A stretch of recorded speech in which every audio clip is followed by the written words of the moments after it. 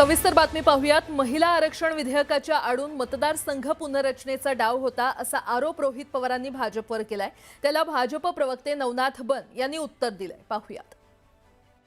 Delimitation काय हे समजून घ्या। म्हणजे तुमच्या गावामध्ये एखादं ग्रामपंचायतचं इलेक्शन आहे, त्याचा जो वॉर्ड आहे तो वॉर्ड आपल्या मर्जीप्रमाणे तोडायचा। म्हणजे जो सत्ताधारी नेता आहे त्याचा कार्यकर्ता निवडून यावा यासाठी वेळवाकडा वॉर्ड जो गावात तोडला जातो, नगर परिषदेमध्ये तोडला जातो, महानगरमध्ये नगरपालिकेमध्ये तोडला जातो, जिल्हा परिषद पंचायत समितीमध्ये तोडला जातो, तसाच प्रभाग नाहीतर मतदारसंघ लोकसभेला सुद्धा तोडला जाणार आणि विधानसभेला तोडला जाणार। म्हणजे क्रिकेट खेळत असताना पिच आपल्या पद्धतीने बोलून घ्यायचं, जेणेकरून आपण बॅटिंग योग्य पद्धतीने करायची। असं 29चं प्लॅनिंग भाजपचं या माध्यमातून त्या ठिकाणी तिथं झालेलं आहे।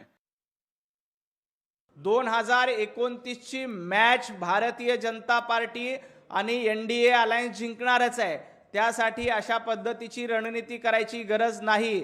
2019ला रोहित पवारजी आम्ही जिंकलो होतो, 2024ला देखील आम्ही जिंकलो होतो आणि 2029ला देखील पंतप्रधान नरेंद्र मोदीजींच्या नेतृत्वामध्ये पुन्हा आम्ही जिंकू।